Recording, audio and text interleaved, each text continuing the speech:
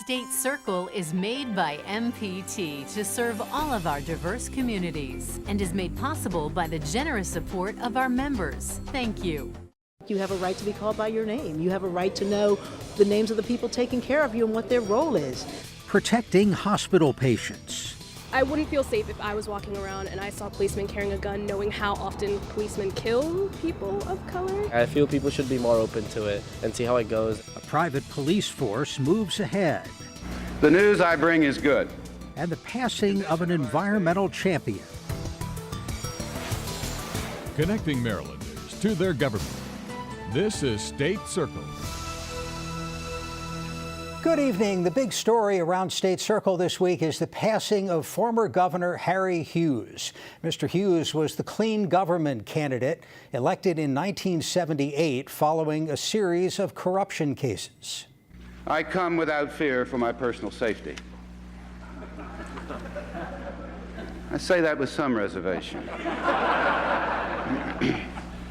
The news I bring is good. The condition of our state is sound. More of our people than ever before are working. Our unemployment rate continues to run well below the national average.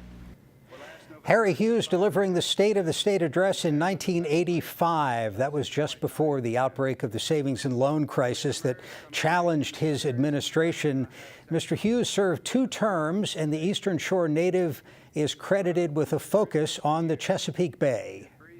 Was an environmental governor. He was about saving and protecting the Chesapeake Bay. I think that's what we need to remember him by, what he did in terms of protecting the environment. Unfortunately, people don't remember the savings and loan scandal of his 8 years as governor, but they got resolved. It took too long to get it done, but basically he was an honest man, a hardworking man, and a role model for people in government. Governor Harry Hughes passed away at his home in Denton. He was 92 years old. A bill to improve consumer protections for hospital patients won preliminary approval in the House of Delegates today. Yolanda Vasquez has details. So y'all just gonna leave this lady out here with no clothes on? This video of a disoriented woman being escorted out of a Baltimore hospital in the freezing cold last year is exactly what Delegate Karen Lewis Young is trying to prevent. Patients need to know at a very traumatic and stressful time that they have certain rights and that those rights will be communicated to them. Her bill outlines 24 specific rights a patient should have upon entering a medical facility. Right now, these rights vary from hospital to hospital. Johns Hopkins is considered the gold standard with 34 rights, while others have as few as 12. Well, it's a good bill. I've been a co-sponsor of the bill for all 4 years. I've also met with the advocates. Delegate Terry Hill, who is also a physician, says most patients have no idea what their rights are when being treated at a hospital. You have a right to be called by your name. You have a right to know the names of the people taking care of you and what their role is. These are really simple things. Hill also supports the idea of annual training for all medical personnel to better understand and implement the patient's Bill of Rights, which hasn't been updated statewide since the 1970s. The bill, which has bipartisan support, finally made it out of a subcommittee hearing this week. Its passage for the first time in 4 years is more likely than ever once it hits the House floor. Thanks in part to one line the Maryland Hospital Association finally agreed to remove from the bill. Everybody doesn't get everything they want. Delegate Kathy Shalega says now that a compromise has been made, the bill is more likely to be accepted by lawmakers. Allowing patients to understand what their rights are in the hospital, I think that's reasonable. And hopefully with a consistent set of rights spelled out for all hospital patients, a tragic incident such as this one will never happen again. Are you okay? Are you unable to speak? I'm Yolanda Vasquez for State Circle. The House of Delegates this week approved the state budget. The biggest point of contention between the House and the Senate is how much to spend on education. This week, the state teachers union flexed its political muscle with a large rally at the State House. The teachers are backing the Kirwan Commission plan to expand preschool and improve teacher salaries. Governor Hogan wrote to lawmakers saying the spending would not assure that students do receive a better education. Johns Hopkins University one step closer to creating its own armed police force. Lawmakers in the Senate have given their approval to the measure, but as Nancy Yamada reports, it is drawing mixed reviews on campus. Students already feel unsafe with the thought of having our own police task force, which is why there have been a lot of protests against that. On the campus of Johns Hopkins University. Would you like to see a Johns Hopkins police force on campus? No, absolutely not. Several students told us they don't want or see a need for the university to have its own police force. I feel that we do have a lot of security on campus, and it's more than enough to handle the things that goes around in this neighborhood. A bill before lawmakers would allow the private university to have up to 100 armed officers. I wouldn't feel safe if I was walking around and I saw policemen carrying a gun, knowing how often policemen kill people of color. As it stands right now, a Hopkins police force could only patrol the Homewood campus behind me, the medical campus, and the Peabody Institute. It would need the approval of neighboring community associations to patrol beyond these designated areas. I feel people should be more open to it and see how it goes, like maybe give it a trial. Proponents of the bill point out Baltimore's high crime rate, more than 300 homicides a year, as compelling evidence why Hopkins needs its own police force. This week, Congressman Elijah Cummings put his weight behind the measure by coming to Annapolis to share these words with the Baltimore delegation. I represent the city too. We have that in common, and we have a constituency in common. And so, again, I have not come to ask you. I just can't ask you. I come to beg you to do something. On the floor of the Senate, nearly 200 faculty members of Johns Hopkins University have written letters of opposition. At least two members of the Baltimore delegation, Senators Mary Washington and Jill Carter, shared their opposition to the bill. Their amendments failed despite passionate arguments about the danger of privatizing public safety. Imagine in your jurisdiction, an entity, a company, a very large company, the biggest employer in your jurisdiction or in your district comes and says, I want to have my police force with the same level of power as your local police force. The bill now moves to the House. I'm Nancy Yamada for State Circle. Should local law enforcement hold illegal immigrants in custody for federal immigration authorities? A proposed bill would make a change. Charles Robinson has our story. Today with me today, I have an angel mom, and an angel wife who are here to talk to you about what has happened to their loved ones and why this would be so important. Both men were standing on the shoulder when Roberto Garza Palacios, an illegal alien who overstayed his visa since 2009, struck both men and killed both Carlos and Sander. Why I think this bill is very important is because Palacios, the man that killed Carlos and Sander, is scheduled for his second immigration hearing. Wolf and Cohen wear their emotions about their loved ones. It's the reason they're supporting the Keep Our Communities Safe Act, House Bill 817.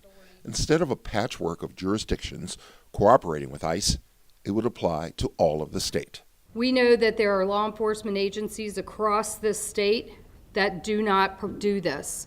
We've had instances in Montgomery County and other counties where this has led to actually the loss of life. The Anne Arundel County Detention Center used to hold those in the country illegally, but that practice has stopped. Now the only two jurisdictions that do that are in Frederick and Harford County. It is a dangerous bill in the sense that while we grieve for the families that have lost loved ones, that what we should not be doing is attempting to demonize a whole group of people as criminals and codifying that into law. Maryland jurisdictions have the option of cooperating with ICE under a provision known as the 287G program. But it comes as little comfort to these two women who will attend a second federal deportation hearing on March the 27th for the man who took their loved ones. In Annapolis, I'm Charles Robinson for State Circle. Joining us for the Annapolis Face-Off this week, Delegate Vanessa Atterbury, Democrat from Howard County, and Delegate Laura Aricon, a Republican from Harford County. Thanks to both of you for being with us. Delegate Atterbury, you have a couple of gun bills we'd like to talk about, one involving long guns, the other changing the Handgun Permit Review Board. In a nutshell, what would they do? Well, thank you for having me, first of all.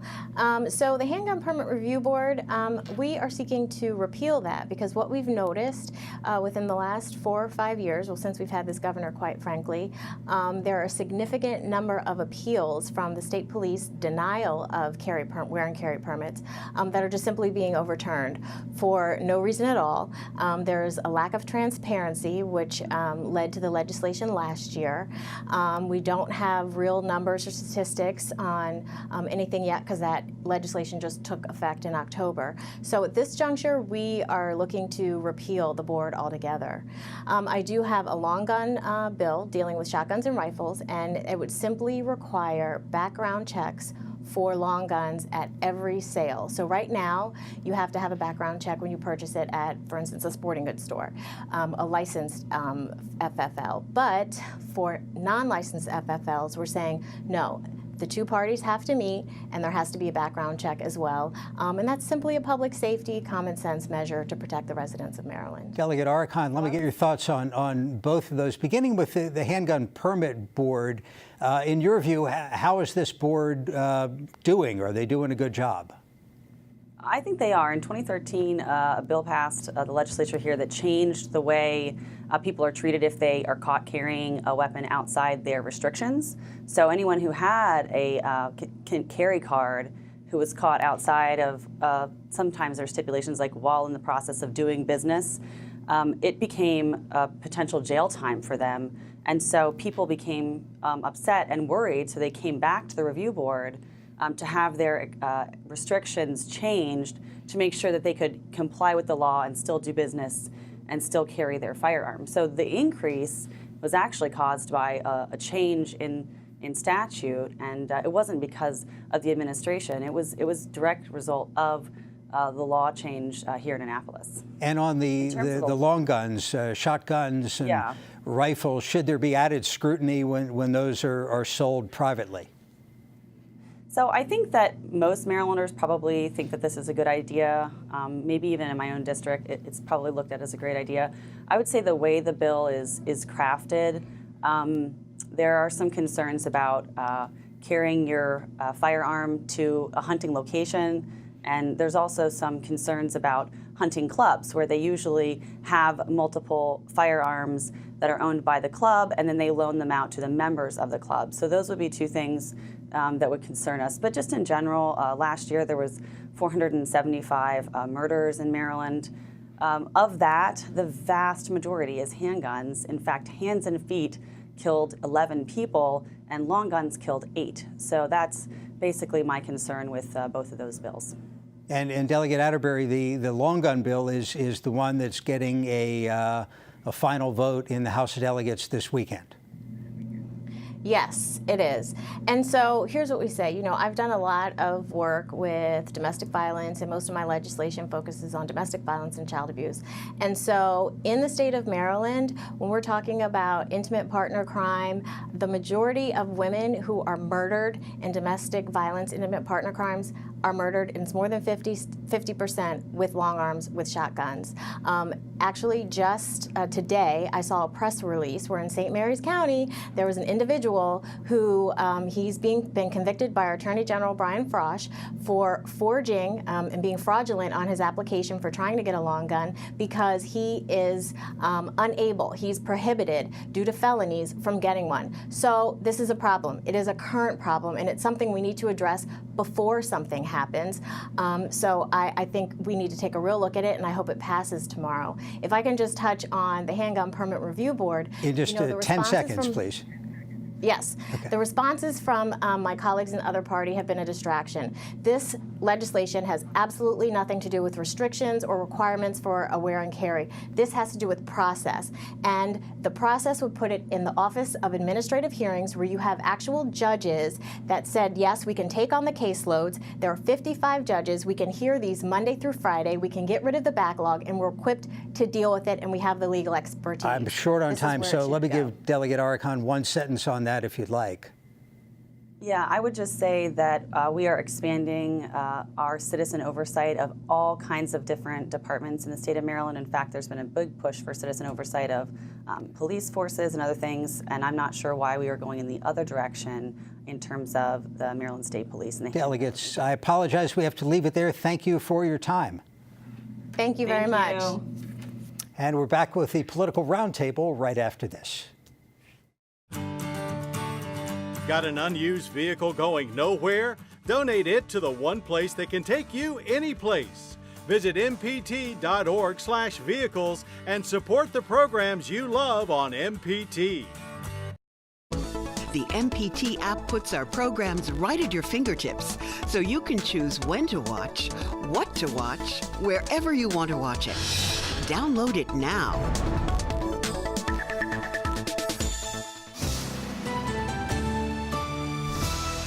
For the Political Roundtable this week, our Charles Robinson, joined by Will Ford of the Washington Informer.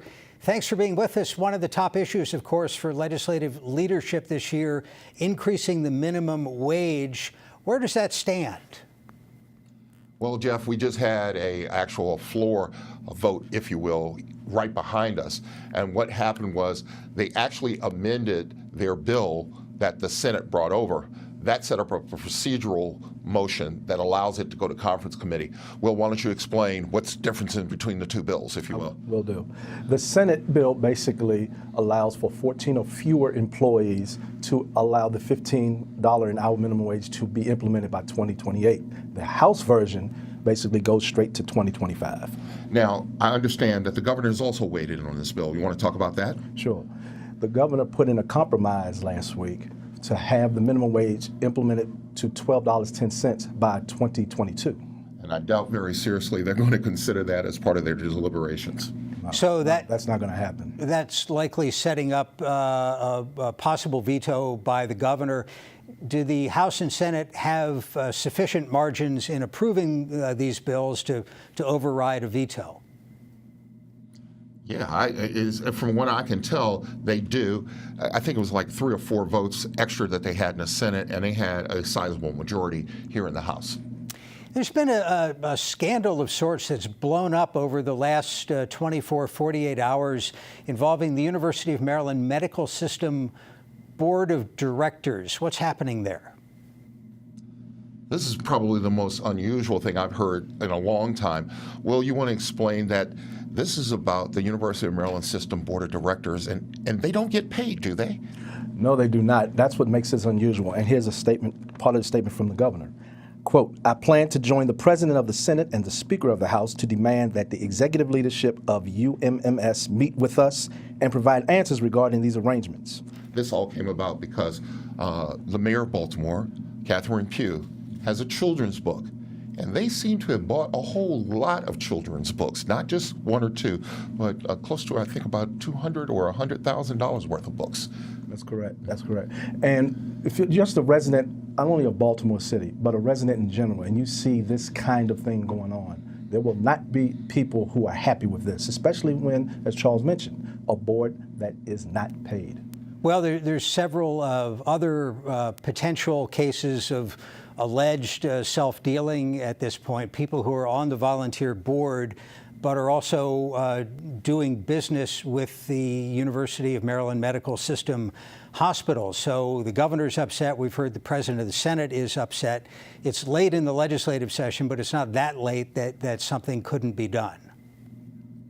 That's true, but as you already said, we're late into this process, and I don't know how much you can do, but they obviously have this in their, if you will, their scope of trying to deal with it. Charles, just a few seconds. House delegates is meeting twice tomorrow.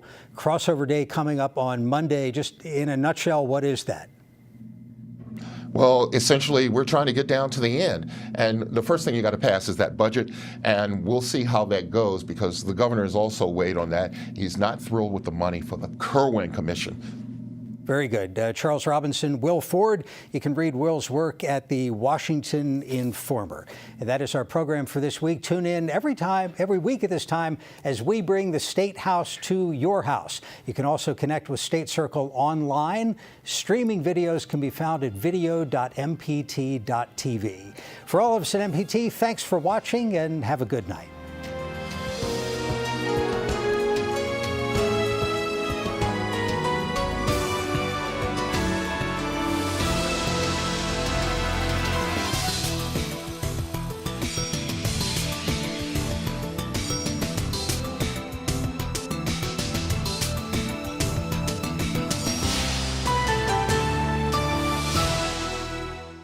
This program was made by MPT to serve all of our diverse communities. Thank you for joining us for State Circle. I'm Rhea Fiken, here with Garrick Zykin. Here at MPT, part of our job is to bring you up-to-date news and information regarding your elected officials. And that's really why we produce State Circle, to fill an important local need that is underrepresented everywhere else on television.